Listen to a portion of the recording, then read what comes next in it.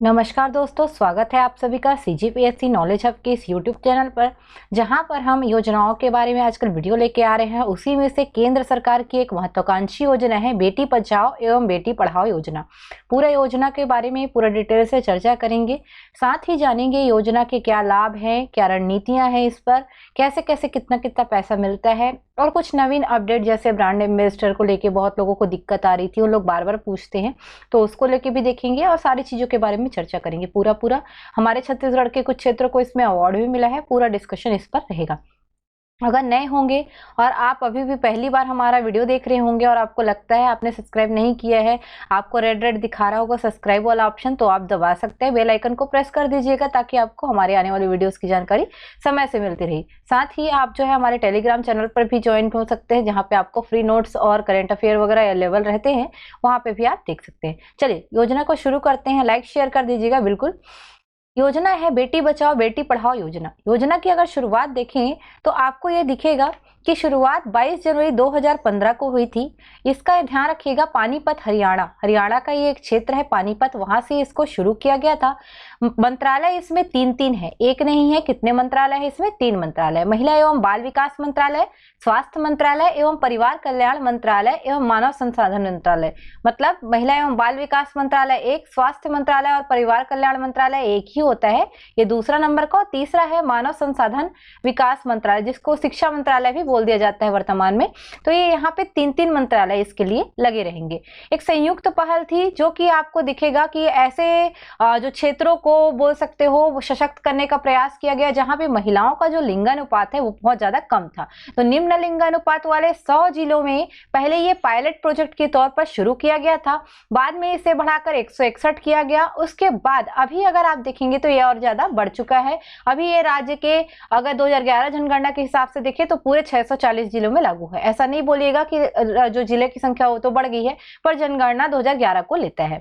0 से 6 साल वर्ग के आयु में आप देखे होंगे ये जो 1000 जो लड़के हैं उनके बीच में अगर देखोगे बाल लिंगानुपात को जो परिभाषित किया जाता है, उनमें लड़कियों की संख्या यही कहलाती है बाल लिंगानुपात। इसमें जो है निरंतर ये प्रवृत्ति जो है गिरावट इसमें बनी हुई थी, जिसको हम लोग जो है क्या करने का, सुधारने का जो प्रयास है वो लगातार देख रहे हैं। तो 1961 से ये प्रयास भी आपको दिखेगा कि 1961 के समय तो बहुत ज्यादा गिर गई थी। उस समय क्या है, भ्रूण हत्या वगैरह ज्यादा जो है मान्य हो गया था, और एक प्रकार से आप देखेंगे कि ज्यादा से ज्यादा लड़कियों को नहीं रखना है, लड़कियां बोझ होती है, ऐसी प्रवृत्ति थी, तो गिर रहा था।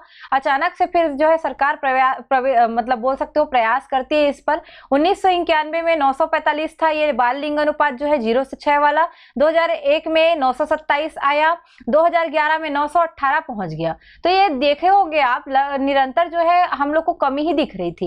तो यही पे प्रयास जो है अभी शुरू हो गया है बहुत ज्यादा कि लिंगानुपात में हमको सुधार करना है। तो सुधार के प्रयास ये क्रमिक रूप से शुरू हुए। ये देखा कैसे गया, 1961 से अब तक जो हम पहुंचे 918 जो लिंगानुपात है 2011 तक, यहाँ तक देखा गया निरंतर जो है वृद्धि होने के बजाय क्या हो रहा है, उल्टा कमी हो रहा है। तो ऐसी निरंतर कमी को रोकने के लिए हमें क्या करना पड़ेगा, ऐसे कोई योजना शुरू करनी पड़ेगी जिससे बालिकाओं की जो संख्या है वो बढ़ाई जा सके। तो पुरुषों की अपेक्षा 1000 प्रति जो वो रहता है उसमें महिलाओं की संख्या कहलाती है लिंगानुपात। पर जब 0 से 6 साल के वर्ग को लिया जाता है तो 0 से 6 साल के वर्ग में 1000 जो बच्चे रहते हैं या लड़के रहते हैं बोल सकते हो, उसमें बालिकाओं की या लड़कियों की संख्या ये कहलाता है बाल लिंगानुपात। तो दोनों को ध्यान रखिएगा। अगर आप देखेंगे कई जगह आपको ये 919 दिखेगा, पर याद रखिएगा आपको ऑफिशियल जो इसका जारी हुआ था दिशा निर्देश उसमें 918 ही लिया गया है 2011 0 से 6 साल का लिंगानुपात। ध्यान रखिएगा ये भारत सरकार का जो ऑफिशियल डेटा था उसमें भी 918 लिया हुआ है। चलिए जिलों की पहचान देख लेते हैं। सभी राज्य संघ शासित क्षेत्रों को कवर करने के लिए 2011 की जो जनगणना है उसको आधार माना गया है। उसके आधार पे क्या बोला गया है, जहां पर भी जो बाल लिंगानुपात है वो कम है वहां पे ये जो है योजना लागू की जाएगी। परंतु पहले तो ये 100 जिलों में एक पायलट प्रोजेक्ट थी, परंतु अभी तो सब जगह है। तो देखें पहले जब पायलट प्रोजेक्ट के रूप में था तब कैसे मान दिया गया था, तो 918 का जो राष्ट्रीय औसत है उसको मान दिया गया था कि उससे औसत से जो नीचे के जिले हैं बाकी राज्य के, उसमें 87 जिले थे 23 राज्य की, ध्यान रखिएगा। उसके अलावा राष्ट्रीय औसत के बराबर गिरावट का रुख मतलब बराबर के आसपास थे तो 8 जिले थे और 8 राज्य से जिले थे ये। राष्ट्रीय औसत से और लिंगानुपात की बढ़ती प्रवृत्ति वाले राज्यों के जो जिले थे उनमें भी लिया गया था 5 जिले, 5 राज्यों से इनका चुनाव किया गया था। ये जिले क्या करते हैं, लिंगानुपात के स्तर को बनाए रखने के लिए जो है, और ऐसा पुराना वापस अनुभव ना हो कि गिरावट देखी जा रही है, इसको सुधार सके, इसके लिए ये चयन किया गया था। तो अगर देखेंगे 100 में तो बटा हुआ था 87, 8 और 5 जिलों में, अलग अलग ये था, अलग अलग जो बोल सकते हो सूचकांक पे इसको बांटा गया था। परंतु अभी अगर आप देखोगे तो ये तो सभी जिलों में संचालित हो रही है। तो ये ध्यान रखिएगा कि शुरुआत जो है आपको 100 से करनी है। दूसरा चरण में 161 किया गया था इसको, क्योंकि 61 अतिरिक्त जिलों को जो है डाल दिया गया था। 11 राज्य टोटल शामिल हो गए थे, बोल सकते हो आप वहां पे। तो जो है पूरा एक तरीके से पूरा सभी में देखोगे तो 161 हो गया था। फिर इसमें देखा गया कि क्यों ना हम बाकी जगह भी जो ऑलरेडी जो है औसत से ज्यादा है वहां पे भी करें, ताकि औसत से कम ना आए। इसलिए क्या किया गया, समस्त जो राज्य के जो संघ शासित सबको मिला के सभी जगहों पर 640 जिले हैं वहां पे फिर इसको संचालित करने लगे। तो अभी ये पूरा दिखेगा आपको, जिलों की पहचान कैसे की जाती है सब है, लेकिन अभी याद रखिएगा पूरे 640 में है। अगर इसका आधार पूछेगा तो 2011 की जनगणना को ध्यान दीजिएगा, ये बिल्कुल इंपॉर्टेंट है। उसके अलावा हम देखते हैं तो ये इसको मैंने दिखाने के लिए रखा है, देखिए 918 ही लिया गया था करके, है ना। तो 2011 की जनगणना अनुसार 640 जो है भी संचालित है। ये दिख नहीं रहा होगा आपको, पर ये शासन की दिशा निर्देश से मैंने उठाया हुआ था। चलिए आगे बात करें, योजना के उद्देश्य क्या है। पक्षपाती लिंग चुनाव की प्रक्रिया का उन्मूलन। इसका कहने का तात्पर्य है, आप जैसे पहले क्या होता था, सेक्स डिटेक्शन टेस्ट जो होता है या सेक्स डिटर्मिनेशन टेस्ट, आपने नाम सुना होगा कभी भी। तो उसका मतलब क्या है, लिंग परीक्षण। तो भैया आप जो है लड़की लेना चाहते हो, लड़का लेना चाहते हो, ऐसा पक्षपाती जो चुनाव आप करते हो उसका उन्मूलन करना इसका उद्देश्य था। बालिकाओं का अस्तित्व और सुरक्षा सुनिश्चित करना, बालिकाओं में शिक्षा को सुनिश्चित करना, पोषण, इनको जो है शोषण से बचाना, ताकि बालिकाओं के साथ गलत व्यवहार ना किया जा सके, उनको सही गलत की जानकारी देना, लोगों को इसके प्रति जागरूक करना, महिलाओं के लिए कल्याणकारी जो सेवाएं हैं उनको वितरित करने के लिए सुधार करना इसका महत्वपूर्ण उद्देश्य था। योजना के तहत जो है प्रमुख रूप से लड़के और लड़कियों के बीच जो लिंग अनुपात को लेकर जो है गैप बना हुआ है उस पर जो है पूरा ध्यान जो है केंद्रित करना, और महिलाओं के साथ जो हो रहा भेदभाव है और वही जो मैंने बताया सेक्स डिटर्मिनेशन टेस्ट, इसको रोका जा सके। क्योंकि पहले क्या होता था, सभी जानते थे कि लड़कियों की शादी में खर्चा, इसमें खर्चा, उसमें खर्चा, बहुत ज्यादा पढ़ाई वगैरह में होगा, तो ऐसे सोचते थे कि लड़की को पढ़ा के करेंगे क्या, हमारे लिए तो कुछ करेगी नहीं। तो शासन ने यही ध्यान खींचा कि लड़कियां जो कम हो रही है इसका सबसे बड़ा कारण ही यही है, अशिक्षा, लोगों में जो व्याप्त जो दुनिया भर की मानसिकता है उसी को हमको दूर करना है। और दूर करने के लिए सबसे पहले जो सेक्स डिटर्मिनेशन टेस्ट होता है उसको बंद करना पड़ेगा। क्योंकि आप पहले लिंग परीक्षण करवा के क्या कर रहे हो, कोख में मार दे रहे हो, भ्रूण हत्या कर रहे हो। तो इन सबको बंद करने के लिए आपने सुना होगा कि कोई भी हॉस्पिटल नहीं करता, बकायदा लिख के टांगे रहता है कि हमारे यहाँ नहीं हुआ जाता करके। क्यों टांगता है, क्योंकि पूरा कानून बन चुका है। अगर ऐसा कोई डॉक्टर करता है तो उसका लाइसेंस वगैरह सब रद्द हो जाएगा, बल्कि जो पेरेंट्स ऐसा करते हैं उनको भी सजा हो सकती है, जुर्माना उनको भी दिया जा सकता है। तो ध्यान रखिएगा, ये महिलाओं के साथ जो हो रहे भेदभाव है उस पर कटाक्ष प्रहार करने के लिए भी लाया गया योजना है। शिक्षा के साथ साथ बेटियों को अन्य क्षेत्र में आगे बढ़ने और उसका जो है दूसरे जो क्षेत्र है उसमें अपनी भागीदारी को सुनिश्चित करने में भी ये योजना जो है महत्वपूर्ण भूमिका निभाएगी। वीडियो थोड़ा हो सकता है फास्ट हो, पर योजना बड़ी है इसलिए हम थोड़ा फास्ट मोड में करा रहे हैं। जैसे हमने जो है राज्य की जो सभी योजनाएं हैं उस पर एक जो है क्विक रिवीजन वीडियो ले आया है, तो वैसे ही केंद्र की भी बहुत जल्दी आएगी। जब सब सारे पूरे हो जाएंगे तो बिल्कुल देख लीजिएगा, अगर अभी तक आपने नहीं देखा होगा तो ध्यान रखिएगा। उसके अलावा चलते हैं, रणनीतियां क्या बनानी चाहिए। हमको भ्रूण हत्या को रोकना है, सेक्स डिटर्मिनेशन को रोकना है, उनको शिक्षा भी देना है, उनको शोषण से बचाना है। तो हमारी रणनीति कैसी होनी चाहिए, उसी के अनुरूप होनी चाहिए। जैसे बालिका और शिक्षा को, जो बालिका शिक्षा है उसको बढ़ावा देने के लिए आपको क्या करना है, सामाजिक आंदोलन और समान मूल्य को बढ़ावा देने के प्रति जागरूकता अभियान जो है कार्यान्वित करना है। इसका मतलब क्या है कि आपको जो बालिकाओं को शिक्षा को बढ़ोतरी तो करना ही करना है, तो सामाजिक आंदोलन करो, समाज में ये जागरूकता फैलाओ कि बालिका भी पढ़ लिख कर आगे बढ़ सकती है, अपने पैरों पे खड़ा हो सकती है। बड़ी बड़ी बालिकाएं हैं या बड़ी बड़ी बोल सकते हैं, सॉरी महिलाएं यूज करना चाहिए। ऐसे कई लोग हैं जिन्होंने देश का नाम जो है देश विदेश पर जो है रोशन किया है। तो बिल्कुल बालिकाओं के लिए ऐसा आपको सामाजिक आंदोलन करने की जरूरत है। सामान्य मूल्य को बढ़ावा देना मतलब वैल्यू, मूल्य मीन्स वैल्यू। जैसे लड़के की वैल्यू है वैसे ही लड़की का वैल्यू भी बढ़ाना पड़ेगा। इस मुद्दे पे क्या करना है, आपको सार्वजनिक विमर्श का विषय बनाना है। जैसे मतलब क्या है, अगर आप किसी मुद्दे पर चर्चा करते हो तो ये भी क्या है, एक प्रकार का सार्वजनिक मुद्दा कि बालिकाओं को आगे बढ़ाया जाए। तो इसको ध्यान रखिएगा, सार्वजनिक विमर्श का विषय बनाना और उसे संशोधित करते रहना, इससे क्या बनेगा, सुशासन का एक पैमाना बनेगा। मतलब ये आपके लिए ना होकर किसके लिए है, ये जो बोल सकते हो राज्यों के लिए आदेश है कि आप सार्वजनिक मंच पर इसके बारे में बात करिए और जो है सुशासन के लिए इसमें जो है एक पैमाना बनाइए। उसके अलावा निम्न लिंगानुपात वाले जो जिले हैं उनको आप पहचान करोगे, पहचान करने के बाद गहन और एकीकृत कार्यवाही करोगे कि कैसे वहां पे नहीं हो रहा है, लिंगानुपात में सुधार क्यों नहीं हो रहा है, सभी पक्षों पे आप चर्चा करोगे। 4 जगह आप जाके जो है निगरानी करोगे कि आखिर कारण क्या है। इसके लिए आपको जो है आंगनबाड़ी जाना पड़ेगा, पंचायत में जाना पड़ेगा, उसके अलावा जो है जैसे बालवाड़ी होते वहां जाना पड़ेगा, इवन स्कूलों में भी जाना पड़ेगा, हर जगह आपको चेक करना पड़ेगा। इसके लिए सामाजिक परिवर्तन लाने के लिए महत्वपूर्ण स्रोतों के रूप में स्थानीय महिला संगठनों, युवाओं की सहभागिता लेते हुए पंचायती राज संस्थाओं, स्थानीय निकायों और जमीनी स्तर पर जुड़े कार्यकर्ताओं को प्रेरित व प्रशिक्षित करते हुए सामाजिक परिवर्तन के प्रेरक की भूमिका में ढालना, जिला, ब्लॉक, जमीनी स्तर पर जो है अंतर क्षेत्रीय एवं अंतर संस्थागत समायोजन को सक्षम करना।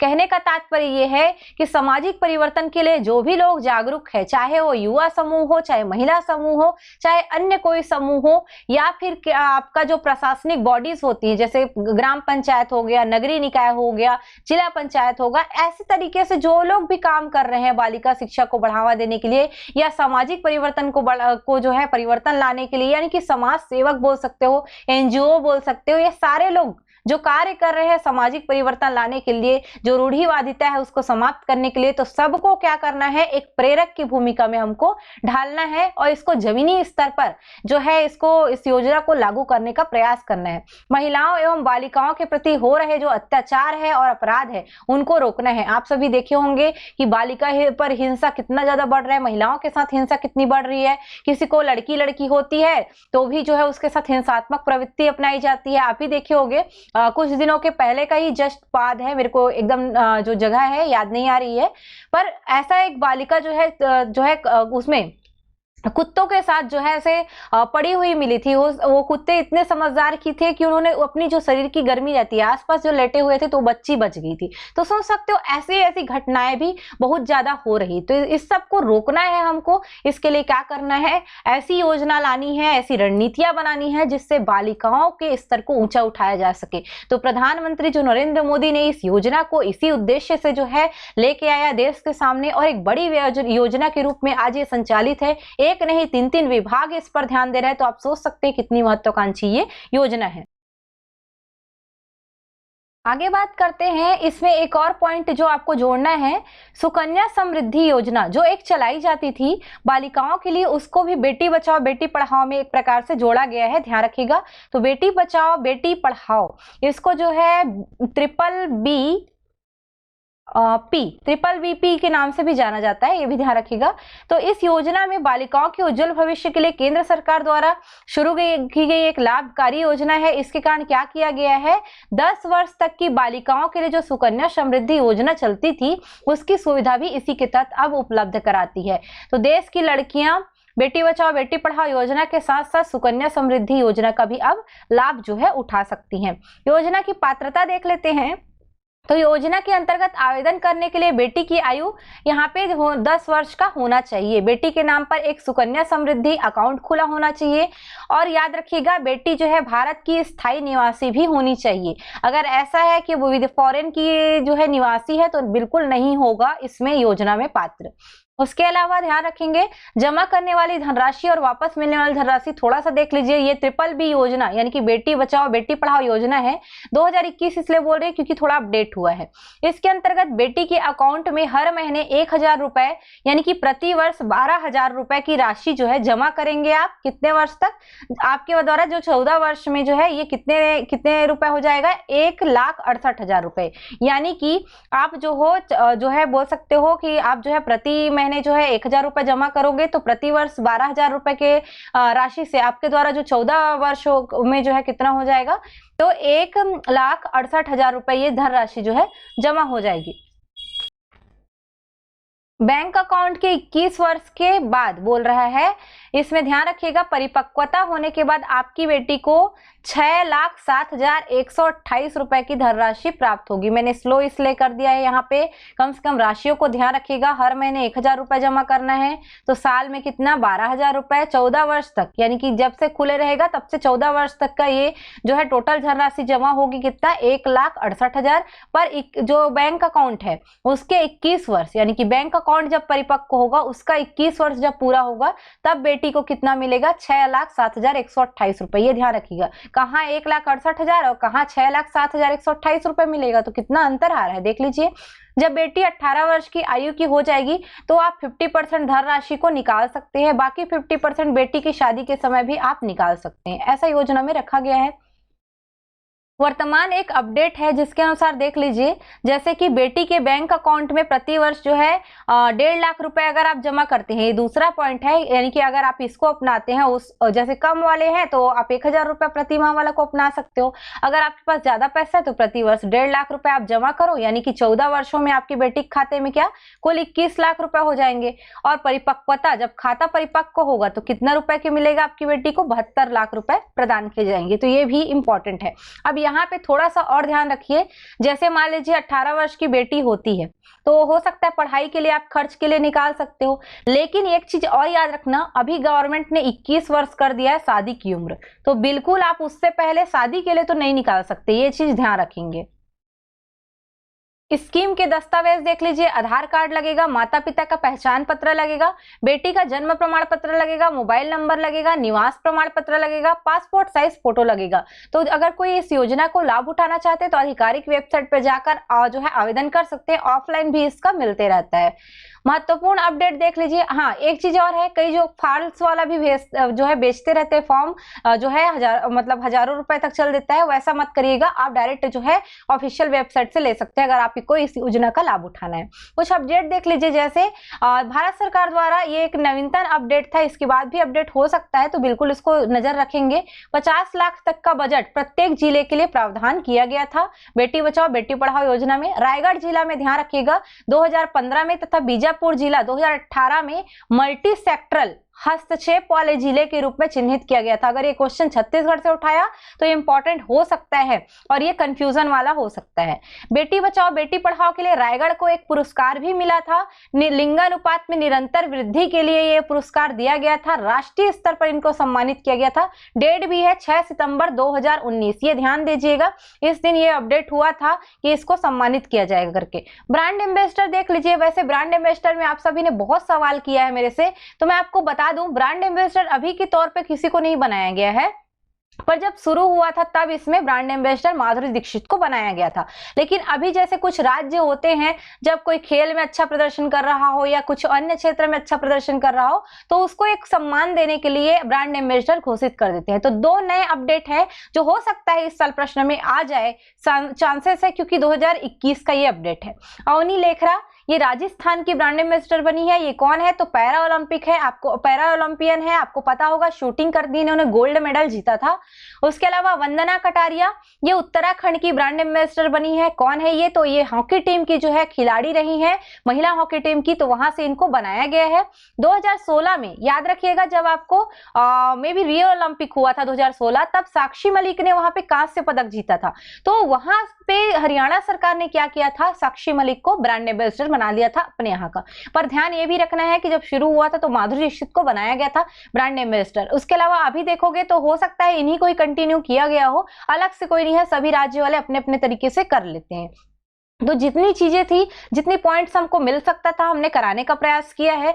थोड़ा सा आप एक जो है अपने से भी कुछ पॉइंट आपको मिलते हैं तो बिल्कुल अपडेट करके रखिए। ऐसा नहीं है कि आपको जो है केवल जो है ऐसा हम जो पढ़ा रहे हैं आप उसके लिए तो बिल्कुल निश्चिंत रहो कि उतना सफिशिएंट है, पर आपको भी ऐसा भी नहीं होना चाहिए कि आपको जो है क्वेश्चन बनाने के लिए फिर डिपेंड रहना पड़े, है ना। तो आपको MCQ करना है, आपको टेस्ट देना है, ये सारी चीजें क्या करेगा, आपका जो परफॉर्मेंस है वो इंप्रूव करेगा। तो ऐसा नहीं है कि केवल पढ़ लेने से हो सकता है। आप जब तक मॉक टेस्ट नहीं दोगे, जब तक आप एमसीक्यू नहीं बनाओगे, जब तक आप टेस्ट नहीं दोगे, तब तक कुछ नहीं हो सकता। तो बिल्कुल इसको ध्यान दीजिएगा, पूरा आपको अभी से प्रैक्टिस करना है, क्वेश्चन को समझने का प्रयास करना है, आंसर लगाने का प्रयास करना है। तो बिल्कुल माइनस मार्किंग है सुपरवाइजर वालों, आप लोग के लिए वीडियो स्पेशली आता है, तो बिल्कुल इसको ध्यान में रखते हुए आप लोग किया करिए। ठीक है, चलिए आज के लिए विदा लेते हैं। धन्यवाद। जय जोहार, जय छत्तीसगढ़।